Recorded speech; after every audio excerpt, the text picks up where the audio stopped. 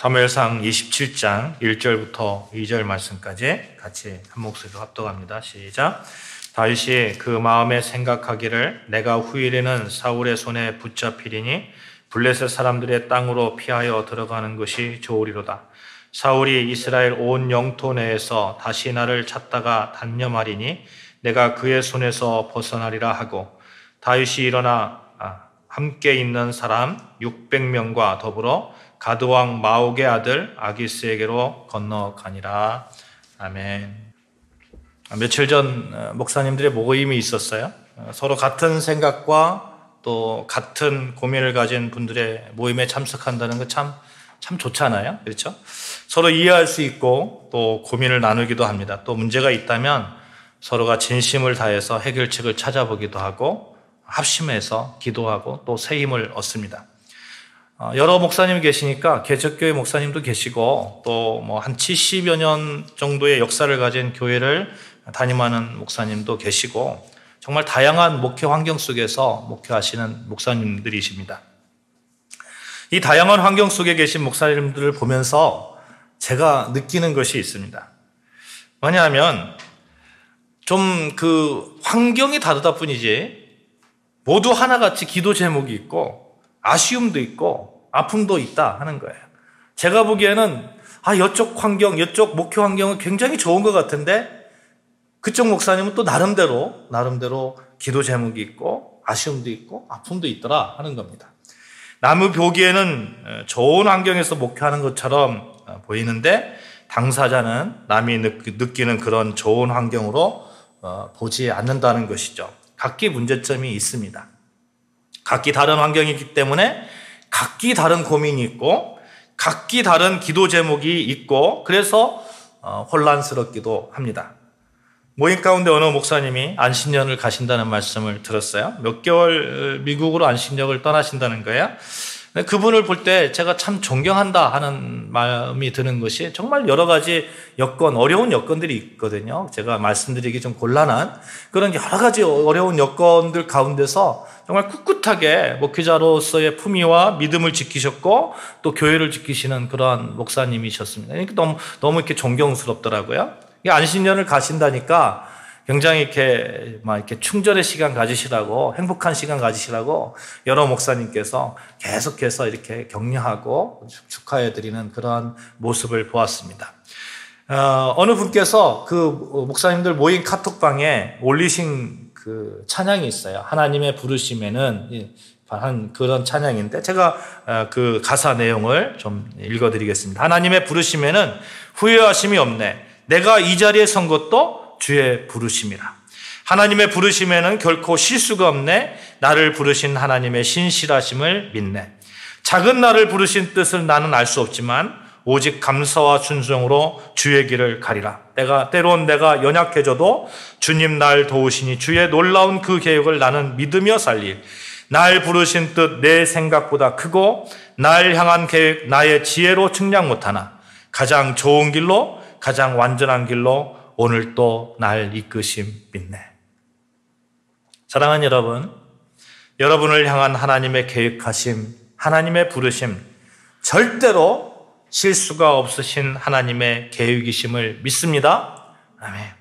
여러분과 제가 아름다운 교회 가운데 함께 이 자리에서 예배 드림이 결코 우연이 아니라는 거예요. 실수 없으신 하나님의 섭리 가운데 여러분과 제가 하나가 되어서 지금 이 아름다운 교회 가운데서 예배를 드리고 있는 것이죠. 이 믿음으로 승리하시기를 주님의 이름으로 축원합니다. 아멘. 사람들은 모두 각자 다른 환경 속에 있습니다. 그러나 그 다른 환경 속에서 실수가 없으신 하나님께서 당신의 계획 아래에서 우리를 그 환경 가운데 불러주셨고 그 환경을 지배하게 하시고 그 환경 가운데서 하나님의 뜻이 온전히 이루어지기를 기대하고 예수 그리스도의 장성한 분량으로 나아가기를 하나님은 소망하고 계십니다. 그래서 우리는 어떤 환경, 어떤 위치, 어떤 지식과 경험을 가지고 있다고 하더라도 실수가 없으신 하나님을 의지하면서 하나님께 꼭 붙어 있으면 우리는 승리할 줄로 믿습니다. 그래서 우리는 이런 믿음으로 살아갔으면 좋겠어요. 우리의 출발점과 마지막은 모두 하나님의 계획하신 가운데 이루어져야 된다. 우리의 출발점과 마지막은 모두 하나님의 계획하신 가운데 이루어지고 있다. 하나님의 계획하심은 우리의 출발점이자 마지막입니다. 우리 삶의 알파와 오메가 되시는 하나님의 뜻하심이 계시고 이 뜻하심에는 결코 실수가 없으시다는 거죠. 이 믿음으로 우리가 하나님을 바라봐야 됩니다. 가끔 어려움 속에 처하면 이런 생각이 들 때가 있어요. 정말 이게 맞나? 하나님의 뜻하심이 맞나? 이럴 때가 있습니다. 그럴 때 얼른 하나님 바라보고 하나님의 신실하심을 다시 끄집어내어서 들여다보고 바로 하나님께 달려가서 기도하는 거죠. 이것이 하나님을 주인으로 모신 사람의 자세일 것이고, 그러면 그 모든 환경적 어려움, 힘든 순간들을 다 이겨나갈 줄 믿습니다. 아멘. 음악의 개 이름이 있죠. 도레미파솔라시도. 현재 우리가 사용하는 서양 개 이름입니다만 원래는 우트레, 미파 이런 걸로 이렇게 하다가 우트라는 것이 도미누스라는 그런 말로 바뀌어졌잖아요. 도미누스 무슨 뜻이에요? 하나님, 주님이라는 뜻이 하나님, 주님. 전통적인 서양 화성법에 보면 모든 음들이 밖에 나가서 마음껏 이렇게 활동합니다. 막 활동하다가 다시 돌아오는 지점이 있습니다. 그 지점이 뭡니까? 도미누스, 도예요. 1도로 시작해서 1도로 다시 마치지 않습니까? 참 의미 있다고 생각합니다. 우리는 하나님께로부터 시작했고 하나님께로 돌아옵니다. 그것이 우리 그리스도인에게 변하지 않는 축복이자 보증이 되는 것이죠. 여러분, 우리 삶에 얼마나 많은 변화가 있습니까? 정말 한 치 앞도 내다보지 못하는 갑자기 사고가 나기도 하고요. 적금을 열심히 들었어요. 2년, 3년, 5년, 10년 열심히 들었는데, 그래서 이제 개 탄다고 하잖아요. 탈 때 되면 흐뭇해 하잖아요. 흐뭇해 하는데 딱 타고 나니까 그냥 훌러덩 나갈 일이 생기는 거예요. 며칠 전에도 차를 타고 가는데 자동차에서 이상한 소리가 나는 거예요. 딱딱딱딱 소리가 나요. 내려서 보니까 타이어에 자동차에서 쓰는 그런 나사 있잖아요. 이만한 나사가 그냥 타이어에 꽉 박혀 있는 거예요. 작년에 새벽에 교회 오다가 갑자기 차에서 경고음이 들려가지고 급하게 내려가지고 서 있는데 길가에서 막 서서 이제 보고 있는데 철근이 있잖아요. 철근이 자동차 바퀴에 팍 박혀 있는 거예요.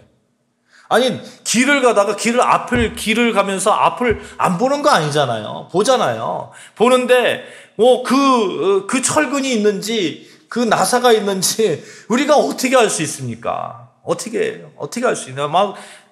눈 시력이 한 5.0 돼도 알 수 있을까요? 그렇게 빠른 속도로 가는데? 그것이 인간이라는 거죠, 인간. 한 치 앞도 모릅니다. 우리는 삶의 변화됨의 그런 연속선상에 있습니다. 이게 생로병사라는 말이 있잖아요. 인간은 태어나서 또 인생의 황혼을 겪고 죽기까지 갑니다. 살아있다는 것은 다른 말로 변화라는 거예요, 변화. 그래서 불안합니다. 항상 미지의 세계를 맞이해야 되기 때문에 그렇습니다. 어디 인생만 그렇습니까? 여러분 보십시오. 사랑과 사랑 간의 관계에도 변화가 있습니까? 없습니까? 아니, 똑같은 사람 매일 똑같이 만나는 거예요. 똑같이 만나는데 오늘 좋아했는데 내일 원수가 되는 경우도 얼마든지 있고요. 오늘 원수였는데 내일 좋아하는 사람으로 변화되는 경우 얼마든지 있습니다. 건강, 날씨, 생각, 기분 한순간도 고정된 것이 없어요. 끊임없이 이 변화의 과정을 거쳐갑니다. 이것이 우리 인생의 본질인데 이 변화하는 환경, 변화하는 어떤 것들 때문에 늘 불안하고 그 변화에 대처하기 위해서 준비하고자 합니다. 그러나 여러분 보십시오. 준비 잘했다고 해가지고 여러분 안전합니까? 준비했다고 생각하는데 엉뚱한 것을 준비한 것이 인간입니다. 그래서 우리는 늘 결코 변화하지 않는 존재가 필요하고 그 존재에 기댈 수밖에 없습니다. 하나님은 우리에게 그런 분입니다. 결코 변하지 않는 신실함, 변하지 않는 사랑, 변하지 않는 존재로 여러분과 저 앞에 서 계신 하나님이십니다. 그분은 어제나 오늘이나 내일이나 똑같으신 분입니다. 여러분과 저를 향한 그 마음이 똑같으신 분입니다. 그분은 기분에 의해 좌우되는 분이 아니고, 그분은 환경에 의해 영향받는 분이 아니고, 그래서 우리는 변하지 않는 그분이 필요한 것입니다. 변화는 늘 우리에게 아픔을 줍니다만 때로는 깊은 상처를 주기도 하고, 누구에게나 말할 수 없는 그런 변화, 안 좋은 변화들, 그런 변화들, 인생의 상처를 남기도 합니다. 상처받는 인생들이 하나님 앞에 서면 본질적으로 그래서 작아지는 것이죠. 하나님은 변하지 않는데 나는 변하니까 본질적으로 작아질 수밖에 없습니다. 그래서 또 본질적으로 우리 인간은 그분을 의지하게 되어 있습니다. 시편 139편 1편 이하의 말씀을 제가 봉독해 드리겠어요. 여호와여, 주께서 나를 감찰하시고 아셨나이다. 주께서 나의 앉고 일어섬을 아시며 멀리서도 나의 생각을 통촉하시며 나의 길과 눕는 것을 감찰하시며 나의 모든 행위를 익히 아시오니. 시편 기자가 지금 고백하고 있어요. 하나님은 변화하지 않는 마음으로 나를 감찰하시는 분이시고, 앉고 일어섬과 심지어는 생각까지 통촉하시는 분이시고, 행위와 언어의 뜻, 그 모든 것을 아시는 분이시라는 거예요. 그러므로 우리의 마음의 변화 가운데 오는 상처는 하나님만이 치료할 수 있습니다. 우리의 나쁜 변화 가운데 오는 그러한 불안은 하나님만이 치료할 수 있습니다. 그 두려움을 없애주실 수 있어요. 그분이 회복시켜 주십니다. 변화하지 않으시는 그분, 동시에 우리의 생각과 행동과 언어를 감찰하시는 그분이 이 변태의 속성을 가지고 있는, 소욕을 가지고 있는 인생들의 유일한 위로자로 서 계시는 것이죠. 신실하신 하나님, 실수가 없으신 하나님, 변함없으신 하나님을 의지하시기를 바랍니다. 그것이 변화됨 속에서 살아가는 우리가 유일하게 두려움 없이 승리할 수 있는 비결이 될 것입니다. 우리가 살아가면서 잘못된 변화 때문에 갈등한 것을 우리가 쉽게 보게 됩니다. 우리가 잘 알고 있는 위대한 믿음의 선조들도 있잖아요.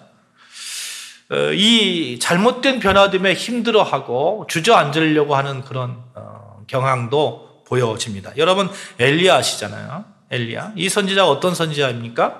갈멜산에서 바알 선지자들 450년을 물리쳤던 그런 선지자입니다.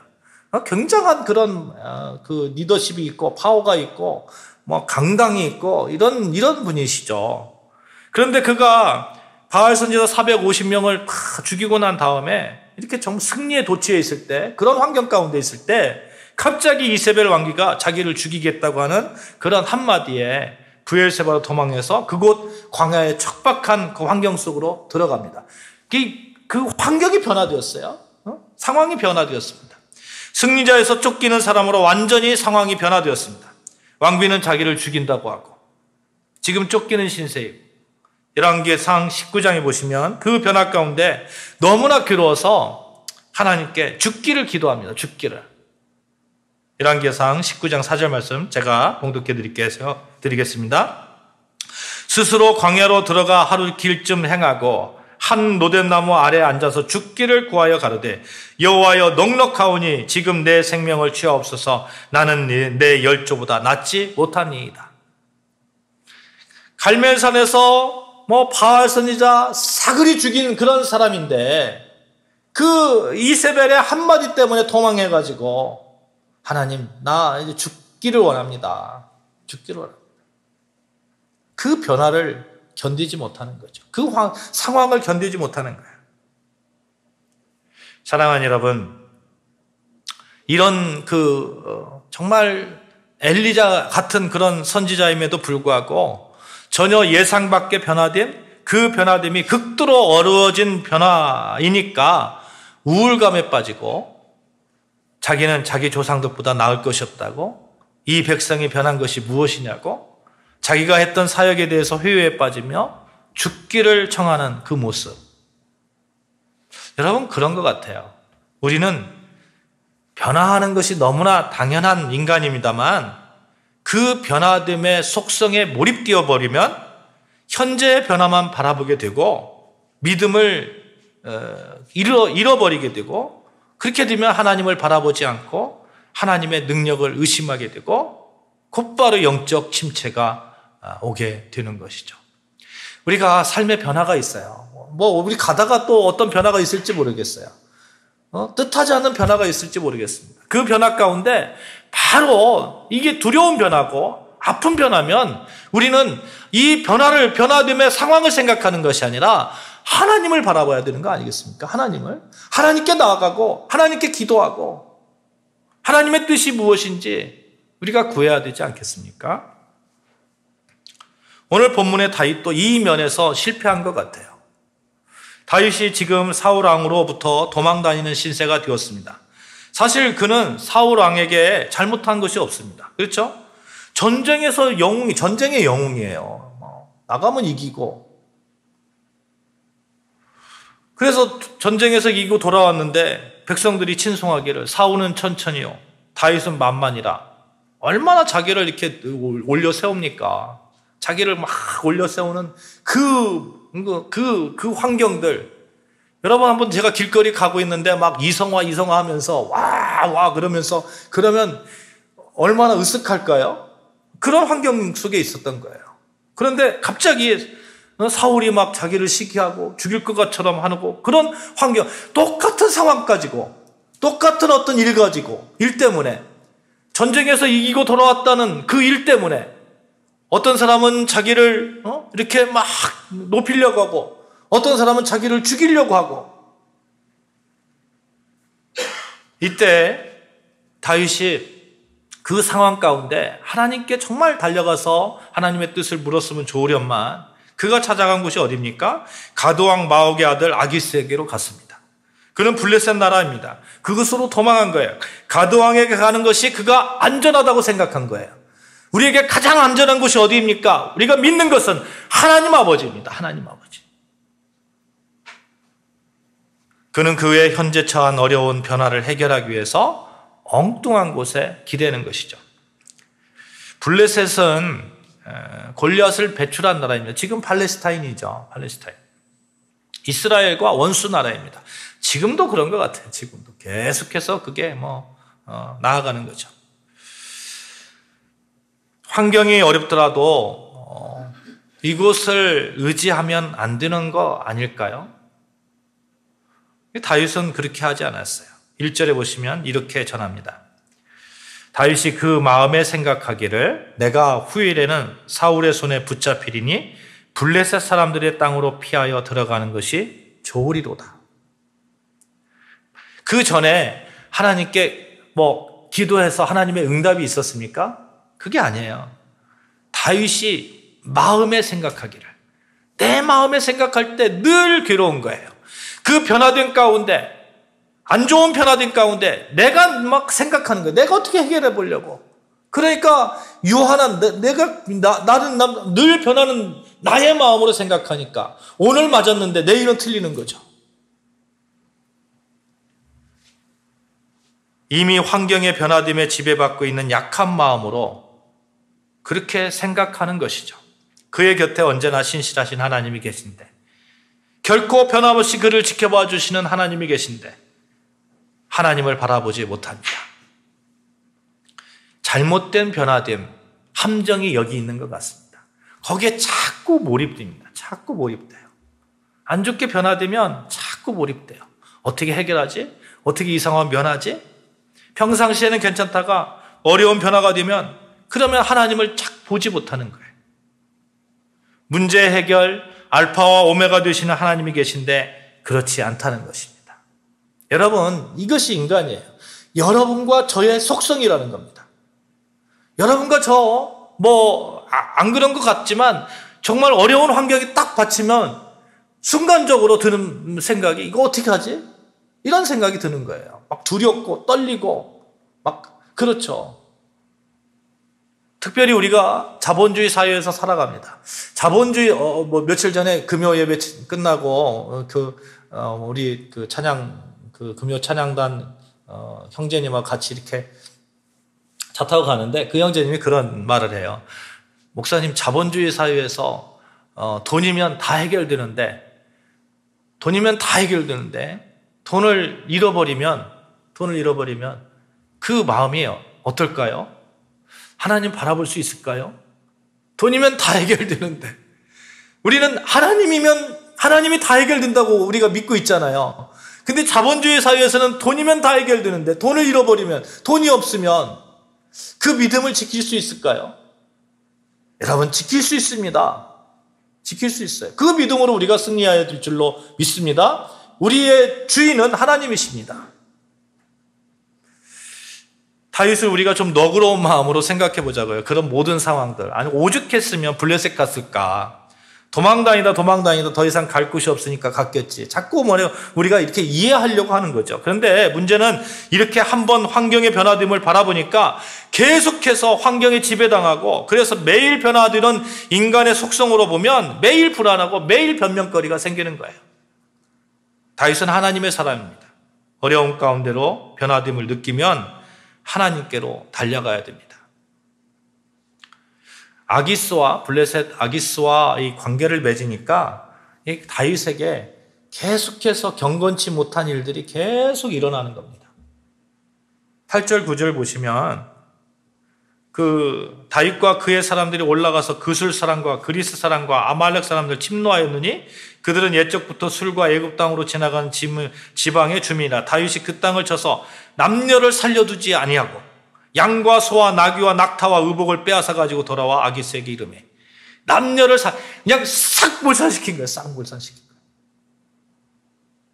나중에 다윗이 말이죠, 성전을 지으려고 해요. 그때 하나님께서 뭐라고 합니까? 너 지을 자격이 없어. 왜 지을 자격이 없다고 합니까? 너 손에 피가 묻어 있는 거야.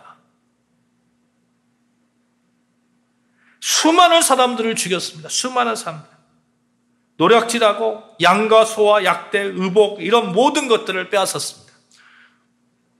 다윗의 이 행동에 대해서 조금 정당성을 부여하자면 이 그술 사람과 그리스 사람과 아말렉 사람들 침노했다. 이 사람들이 이스라엘과 좀 적든 그런 지역이거든요. 그러니까 그 지역을 그냥 가가지고 싹 쓸어버린 거죠. 그러니까 이스라엘 입장에서는 좋은 그런 생각을 할 수 있습니다만, 그렇게 우리가 정당성을 부여할 수 있습니다만, 이 하나님께서 죽이라고 했어요? 그렇지 않습니다. 그냥 이방 사람이라고 다 죽입니까?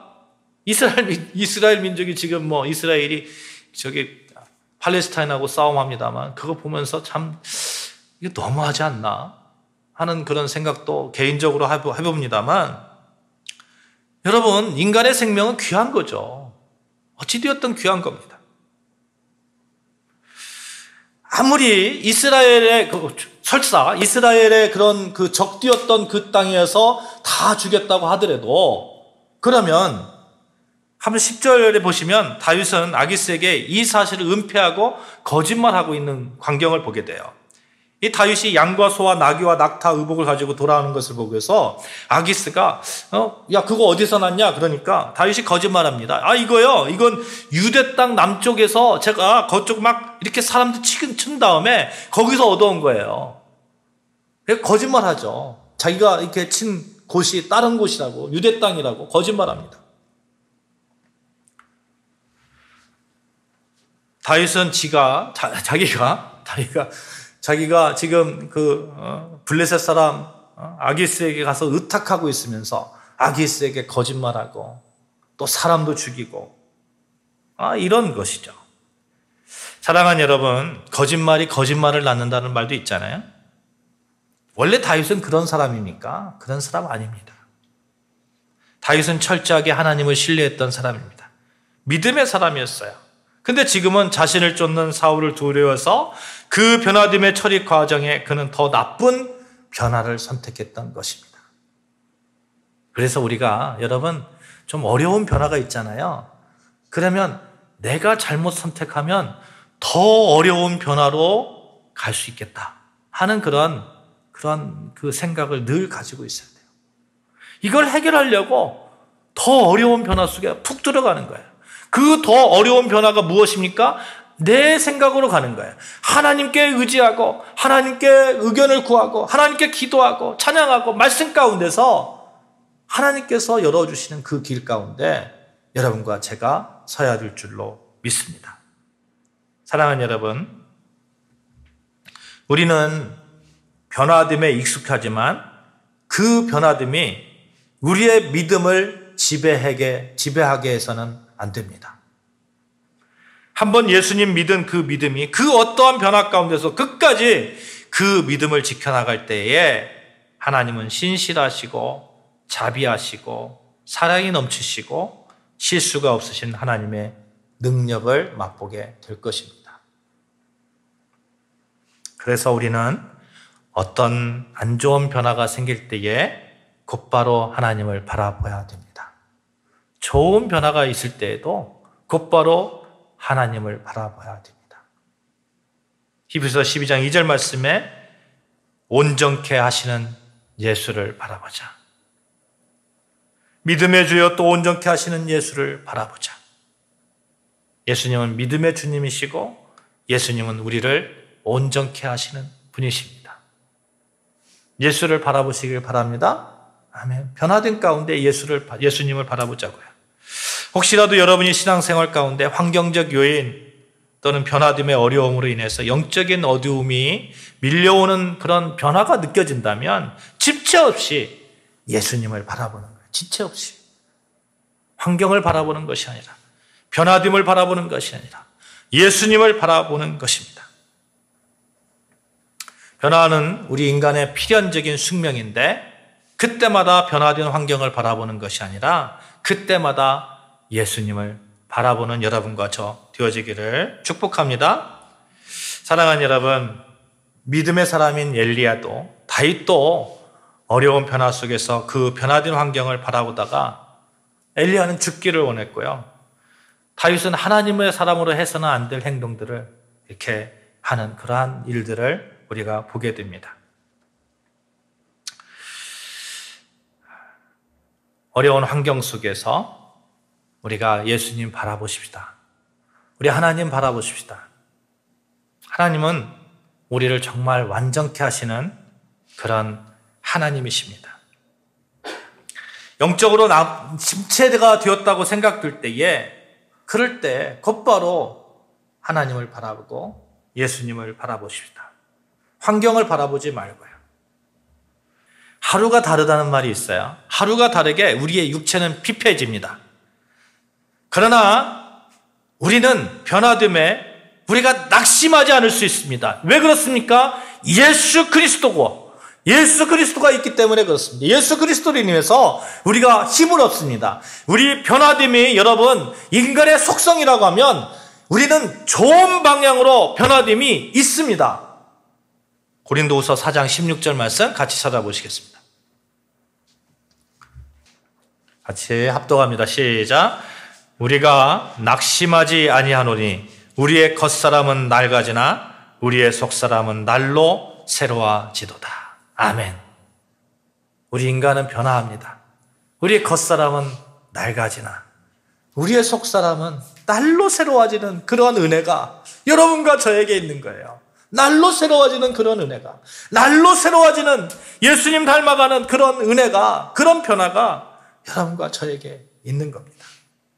예수님 안에 있으면 날로 새로워지는 변화가 있고 사방에서 우리를 짓누르는 변화무쌍한 환경 속에서도 우리는 그래서 하나님께 소망을 두고 예수님 바라보면 승리할 수 있습니다. 그것이 보장되어 있어요. 보장되어 있어요. 자신을 짓누르는 변화된 환경을 바라보다 실패했던 엘리야, 다윗은 그들을 살펴보면서 우리의 겉사람은 피폐해지고 우리의 변화됨은 어쩔 수 없지만 우리의 속사람은 날로 새로워지는 그런 은혜가 있어야 되겠다 생각해 보는 것이죠. 사랑하는 여러분, 우리의 속사람이 날로 새로워지는 그 변화, 하나님이 우리에게 향한 그런 뜻이라고 믿습니다. 우리 하나님은 그 하나님의 계획하심은 1.1획도 후회함이 없으신 하나님이십니다. 우리는 하나님의 아들입니다. 알파와 오메가 되시는 하나님 바라보면 우리는 승리합니다. 시편 27편 1절에 보시면 여호와는 내 생명의 능력이시니 내가 누구를 무서워하리요. 히브리서 13장 6절 말씀에 보면 주는 나를 돕는 이시니 내가 무서워하지 아니하겠노라. 사람이 내게 어찌하리요. 사람과의 관계 속에서 오는 변화, 설사 생명의 그런 위협까지도 오는 그런 변화, 그 모든 변화 가운데서 우리 하나님은 넉넉하게 우리를 정말 아름다운 새 사람으로 변화시켜 주시고 그 가운데 서게 하게 하실 것입니다. 이것이 우리가 하나님을 믿는 우리가 믿는 하나님입니다. 아무쪼록 어떠한 변화 가운데서도 끝까지 주님 바라보시고 어떠한 인간관계가 우리를 덮친다 할지라도 하나님의 사랑으로 승리하시기 바랍니다. 우리에게 변화됨이 두려운 것이 아니라 변화됨으로 하나님을 멀리할까 두려운 것입니다. 늘 하나님께 소망을 두십시오. 예수님 바라보십시오. 우리의 그 어떠한 환경의 변화이든 육체의 변화이든 우리를 넉넉하게 이기게 하며 새롭게 하는 하나님의 뜻하심이 넘쳐날 것입니다. 기도하시겠습니다.